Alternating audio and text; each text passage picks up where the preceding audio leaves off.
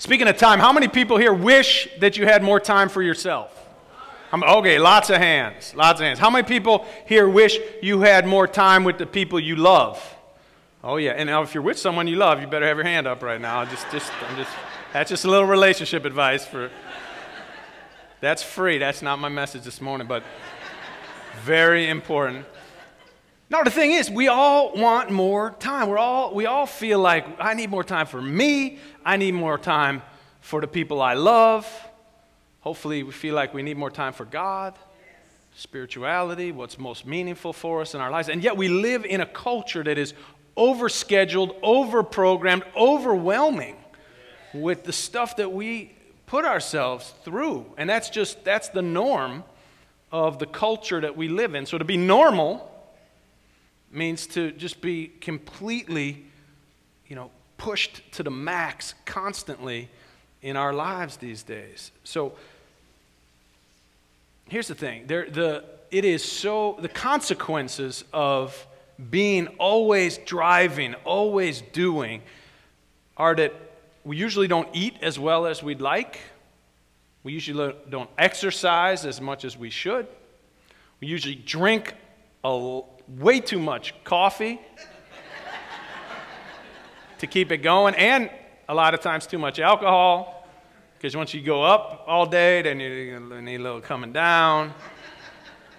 Keep the coffee buzz going until the martini buzz kicks in or whatever it is. I mean, it's a vicious cycle is what it is. And we end up with a lot of stress. A lot of stress. Our kids are overscheduled. We're overscheduled. I was reminded of this the other day when I went grocery shopping. I go grocery shopping. You rap, I go grocery shopping.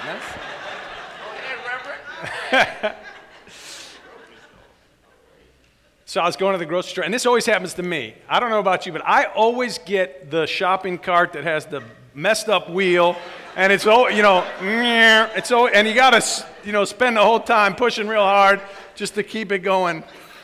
Am I the only one that I get that one?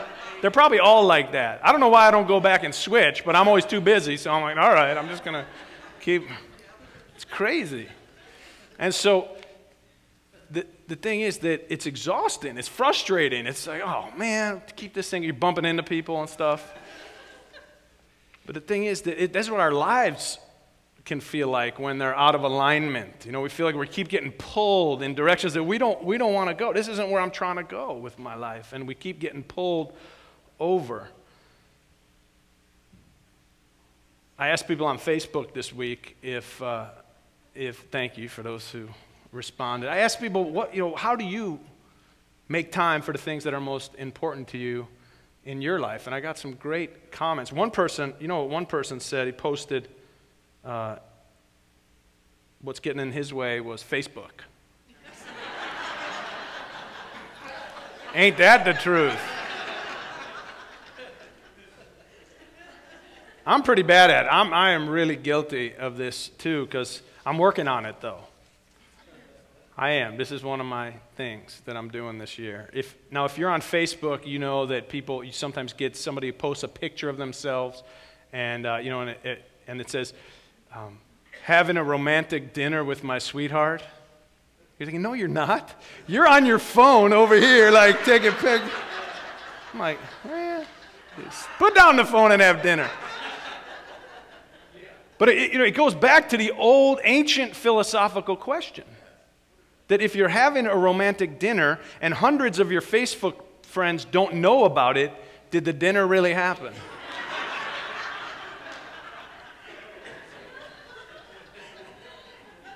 It's been perplexing people for a long time.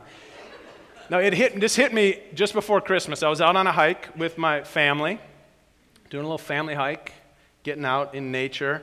And I took out my phone to take a picture of the family in this beautiful spot. And when I took out my phone and I'm lining up the picture, I realized, hey, I've got a signal out here. And so I thought, hey, I'm just going to post this real quick on Facebook. And so I think I posted it with some comment like, enjoying the beauty of nature and family. which as soon as I wrote it became a lie because I wasn't enjoying myself because it was taking forever to upload this picture. And I'm like, come on. And I knew my wife was going to be looking at me. And then pretty soon I look up, she is looking at me, and she's rolling her eyes with a disapproving look. Like, what are you doing on your phone? We're out here having a good time. And it's crazy. I realized that, and I'm gonna admit it, that beginning in 2013, I want to just say that I am a repentant and a recovering iPhone-aholic. And I'm going to do better. You know, we now have in our pockets all the time, if we want to, the ability to call, email, text, tweet, look things up on the internet from libraries, you know, in Alexandria, Egypt, and all across the world. We can take pictures and videos. We have the ability to check the news, check the weather, check in on Facebook. It's seductive, really. And I think, and there's like a chemical bump when you, it's like I posted something, I don't want to go see, you know, did anybody see it, you know? You're over here doing something, and it's like, oh, let me see if anybody, oh, look, people are commenting, and I'm so excited. I don't know what it is. I think it is like a drug. It's almost like some endorphins go up into the brain when, maybe it's just me, but I think that it's a little bit problematic right now, and it's like the shopping cart of our life has a broken wheel, and it's sort of driving us in directions that aren't taking us where we want to go. And so I want to talk about that today. How do we keep the cart going in the right direction, especially around time and priorities and what we do with our time? The Hopi Indians have a word for it. They call it Koyan Iskwatsi, and it means life out of balance. And the fact that they have a word for it is a good reminder that this isn't something that just started with the invention of the smartphone. This is, you know, we can't blame Steve Jobs for this. This is on us. And this is something that human beings have been wrestling with forever. When you know, on this journey from womb to tomb, you know, what are we going to do with the precious time and moments that we have and the people who are around us and the love that's all around us? What are we going to do with it? Who are we going to prioritize? What are we going to prioritize? What are we going to do? And one of the reasons that we have this situation, I've discovered, is that we mostly think that, well, I'll get to that someday. You know, right now, I've got some other things, you know, but after we raise the kids, or after I get that next degree, or once I get that promotion, or after we pay off the house, or, you know, once I retire, we have these things, and it seems like there's always something that as soon as I finish this, then we're going to start living our lives the way that we want to live our lives. But as one wise person told me a long time ago, life is like a book, except we don't know what chapter we're in. We all think we're somewhere in the middle. We all think we're somewhere, middle-ish. And yet we could be on the last chapter. We could be on the last paragraph of the last chapter. And as far as we know, we could be on the last sentence of the last paragraph of the last chapter, rounding our way towards the period. We don't know. But there's something about when we think we have a lot of something, then we believe that, you know, we waste it, we don't appreciate it. But then when it starts to feel like it's shrinking, in the case of, you know, our lives, we get a diagnosis, we get, you know, something happens, we start to all of a sudden appreciate it much more. That just seems to be the human predicament. I know it happens when people come to visit me. So people come in, they'll make an appointment, right, Nicole? They'll come in and they'll say, you know, can I just have 15 minutes, 20 minutes, half hour? I mean, even if we give somebody an hour, what inevitably happens is that somebody comes in and they've got something on their mind. You know, the pew cushions are getting wrinkled in the sanctuary. I just wanted to come in and talk to you about it. Or, you know, some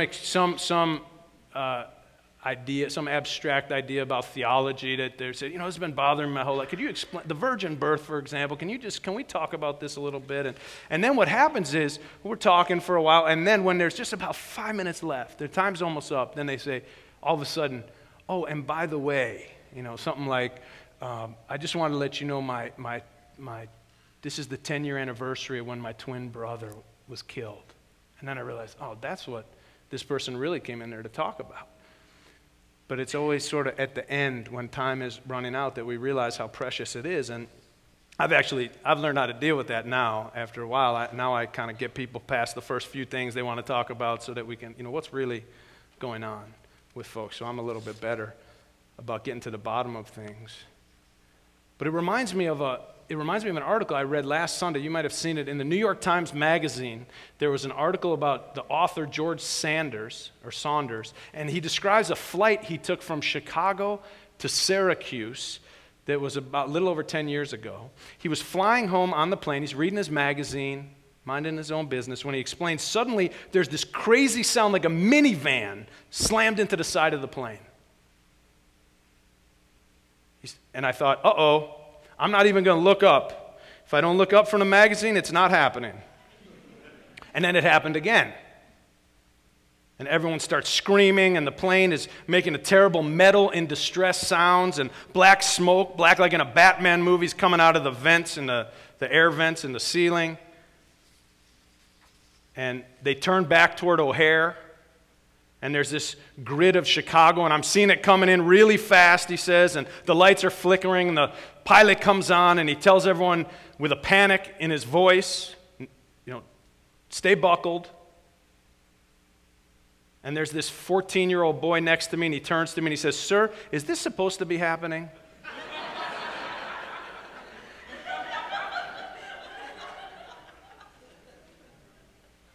And I remember thinking, he says, no. Just that one syllable over and over and over again. And also thinking, I don't know, I might, no, never mind what he said there. And then he says, yeah, there's kids in the room. But he says that the strongest thing was the sense that that seat right there, and he's pointing to the invisible seat that was right in front of him. He said, I thought, oh yeah, this body, I've had it all this time, and that's what's going to do it. That right there. He had assumed that if he was ever to face death, that he would handle it with aplomb. That he would be present in the moment, and he would make peace in whatever time he had left. But I couldn't even remember my own name, he said. I was so completely not present that it was just the word no. I was just the word no. Eventually, he managed to turn to the kid next to him and say, it's going to be okay, though he didn't think so. And there was a woman across the aisle, he said, and finally, it was like coming out of a deep freeze. I could just reach over to her, and I took her hand like you just took the hand of the person next to you as we sang a moment ago. And that's how they remained for the next several minutes, waiting to die. In the end, they didn't crash into the Chicago streets or plunge into the freezing lake, but they made it safely to the runway where all the emergency response equipment was in place but not needed. It turned out they all nearly died because the plane had flown into a flock of geese. For 3 or 4 days after that, he said, it was the most beautiful world. To have gotten it back, And I thought, if you could walk around like that all the time, to really have that awareness that it actually is going to end, that's the trick. But how do we learn to live with that kind of attention and appreciation? There are people who do this, who live with an incredible sense of mindfulness. A colleague of mine told me a story about being at a church conference, and he was with a lady from his congregation, and they were sitting at in this workshop that they'd signed up for. It's 2 hours. He said it was the driest, most useless, boring. I mean, he was just, he wanted to stick a pencil in his eye or whatever, just to. And he said, all of a sudden, this woman, she just stood up. The woman who came, she just stood up and just did a beeline for the door, and she was out of there. And so he saw her later that day. He found her, and he said, what happened? And she said, I was sitting there, and I thought to myself, if I were to die right now, this would be the last thing I would have done with my time on earth. And once I realized that, I was out of there. I had to get out of there. Someone once told me that we should live each day like it could be our last, and also live each day planning and assuming that we're going to live to be 100. Somehow in that odd paradox, I think is some of the greatest wisdom about how to live a good, meaningful, sustaining life. You know, if we knew we were going to live to be 100, we would probably eat better, drink less, save a little more money, do some things that take care of our minds a little better, and it would be the wise thing to do. And at the same time, if we could do that while also living each day knowing this could be my last day, somehow find that balance, then we're moving in the right direction, in the direction that we need to go. But how do we do it? I remember when I was traveling through Tibet many years ago, and I was bicycling on my trip many years ago through Tibet, I met these Tibetan Buddhist monks who taught that every morning they do a meditation, it's part of their practice, about imagining and visualizing their own death.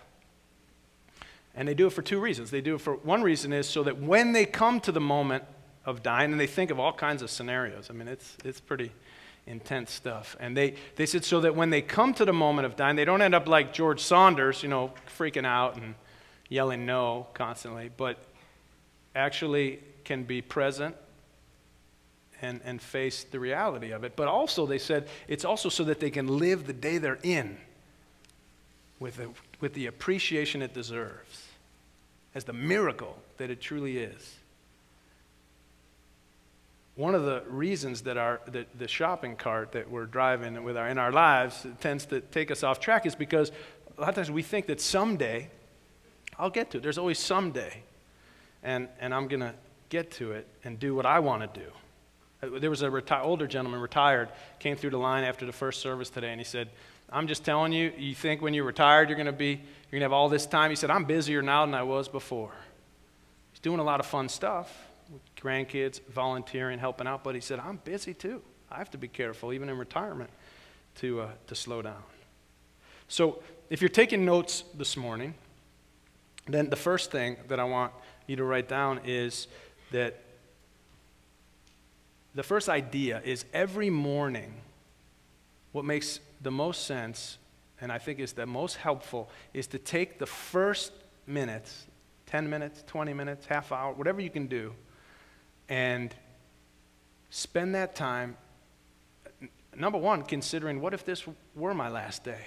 What do I want to do with this day? What would I want to do? How would I treat the person who I live with? How would I treat everyone, the animal, like pets, you know, everybody? How do I want to be with people, knowing that this could be the last day they remember me?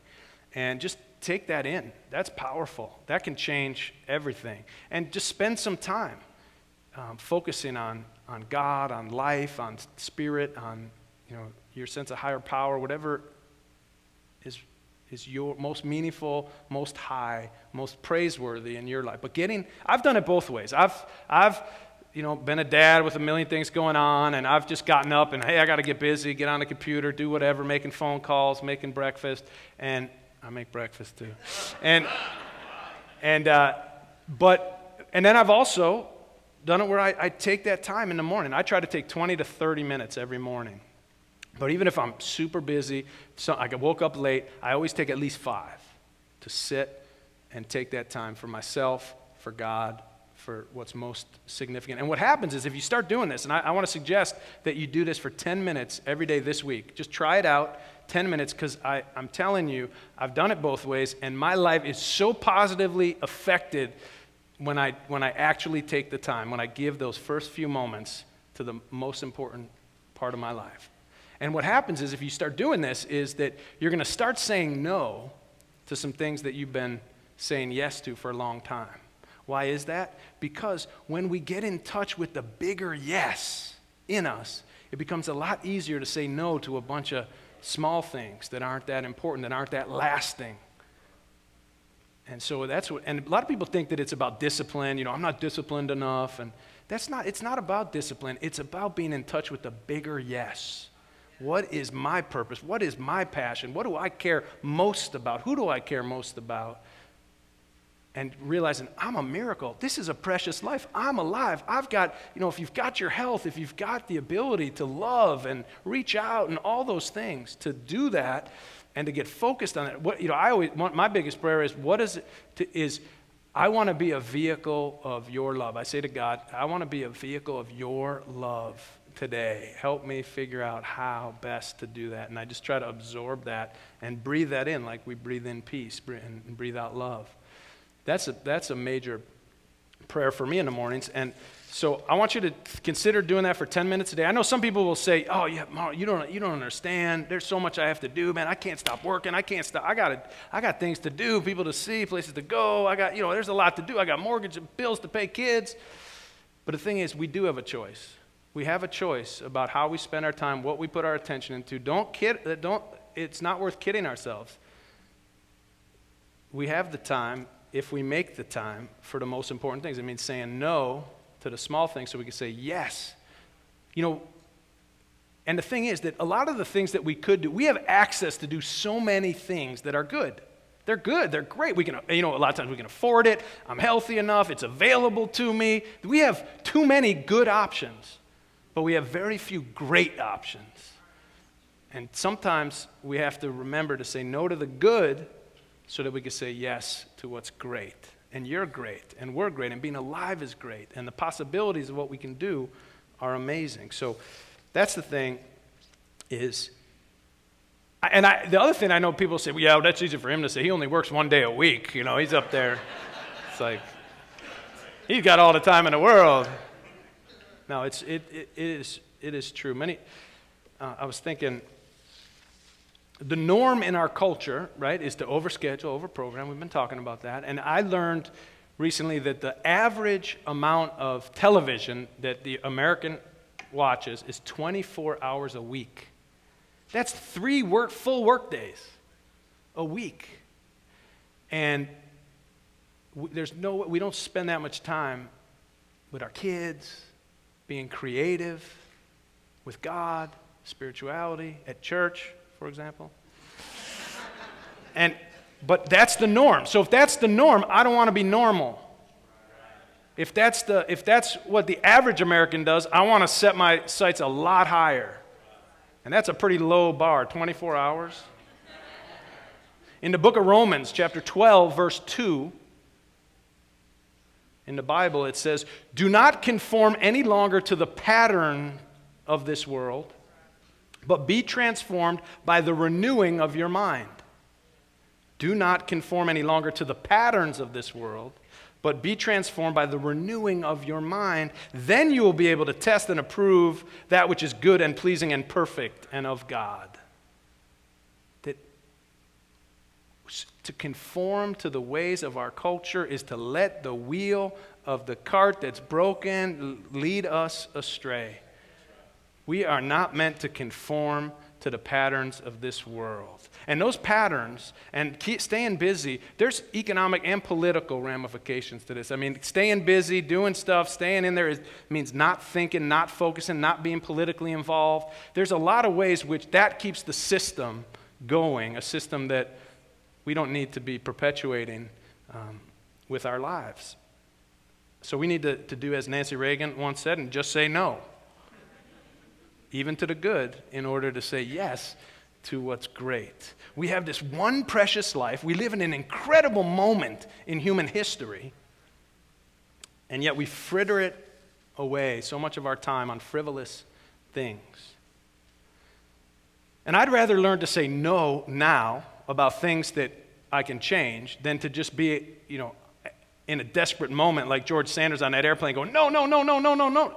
Because no at that moment doesn't make a difference. Can't change anything. But our no right now can change everything.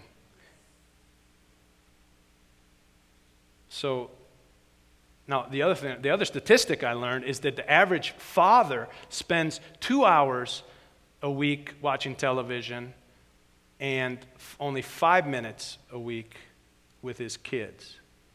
5 minutes a week with his kids.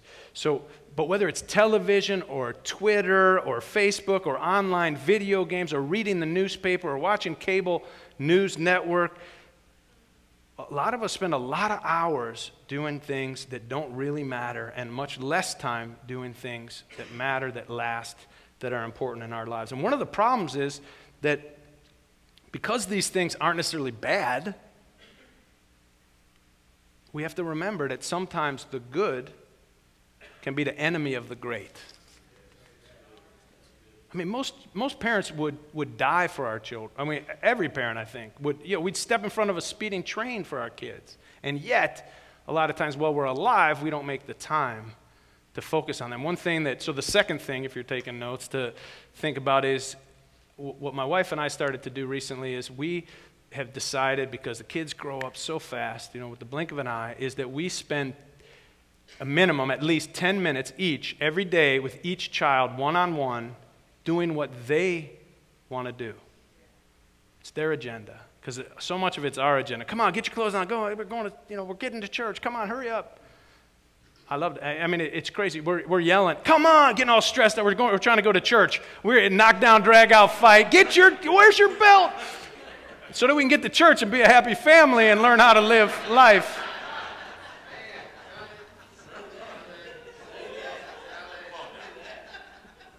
It's crazy what we do at these schedules and what we do with our time. So we started to do this 10 minutes a day, their agenda, and a lot of times it goes longer. I mean, I played more,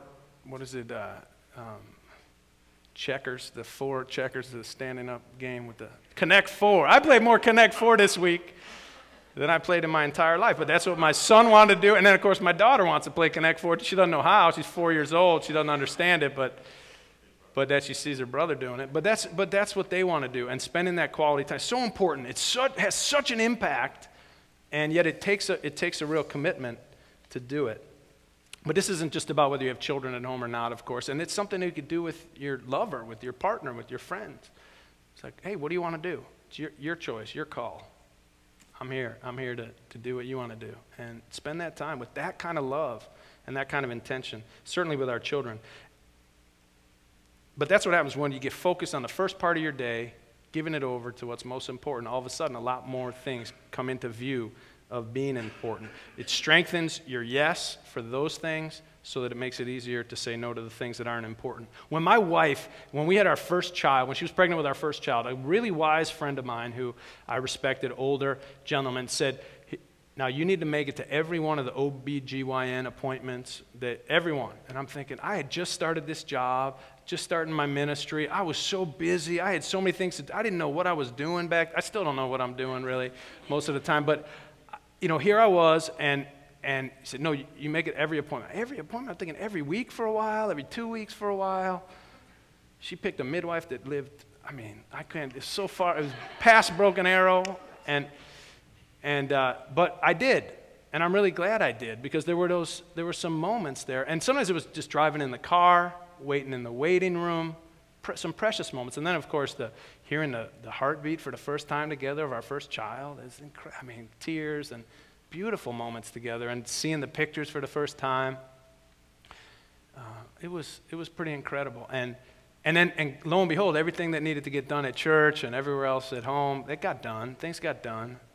And so I was so glad I didn't miss out on those things. And then when we tried to have a third child, we went to the 10-week appointment, and the doctor couldn't find a heartbeat on the ultrasound. And I was really glad that she wasn't alone by herself having to deal with that. It matters that we show up for the important moments. Other things will take care of themselves. And if they don't, they're certainly a lot less important. And then there's one last thing. People not only say that they're busy when you ask them what they're doing, but in a lot of polls and studies, Americans say the other thing that they wrestle with is a feeling of emptiness in their lives. And I think some of this saying yes to the wrong thing, staying busy, is about trying to fill an empty place in who we are. There's this idea that if I don't say yes to this person, they're not going to like me anymore. I'm going to feel, I'm going to be insignificant in their eyes. If I don't have the car, if I don't have the job, if I don't have the body, if I don't have more money, if I don't, appear to be a great mom or a great employee or a great church member, if I don't appear all these ways, that somehow I'm going to be less of a person. Well, that's just acting from a place of emptiness. That's letting the broken wheel lead our lives. And that's a big piece of it, and that's part of what spending the first moment of every day focused on the most important things helps us to realize how important we are, how important our life is, how important our breath is, what a gift we have every day. And so don't wait until you fly into a flock of geese to wake up to your life, to wake up to your beauty, to wake up to the miracle of every day. And don't let a broken wheel set the course for your day. Take the time each morning for God, for connection, for passion. In the words of my colleague and my good friend, Reverend Mark Morrison Reed, we are all dying, our lives moving toward completion. We need to learn to live with death and to understand that death is not the worst of all things. We need to fear not death, but life.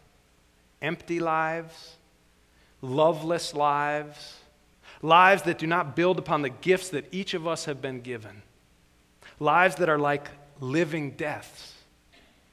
Lives which we never take the time to savor and appreciate. Lives which we never pause to breathe deeply. What we need to fear is not death, but squandering the lives we have been miraculously given. So let me die laughing, savoring one of life's crazy moments. Let me die holding the hand of one I love and recalling that I tried to love and was loved in return. Let me die remembering that life has been good and that I did what I could. But today, just remind me that I'm dying so that I can live, savor, and love with all my heart. Make time. You're worth it. You will not regret it.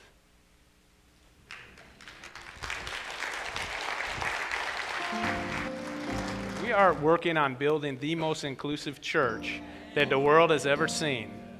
Just a little vision of building that inclusive of a place where everybody can feel they belong. There's a deep longing in people to belong, someplace where they are fully welcome, can bring all of themselves, and they can be together with other people with that kind of openness and that kind of love. Go out into the world in peace, have courage, hold on to what is good, and return to no person evil for evil. Strengthen the faint-hearted, support the weak, help the suffering, honor all beings, go and be blessed and be a blessing. Amen.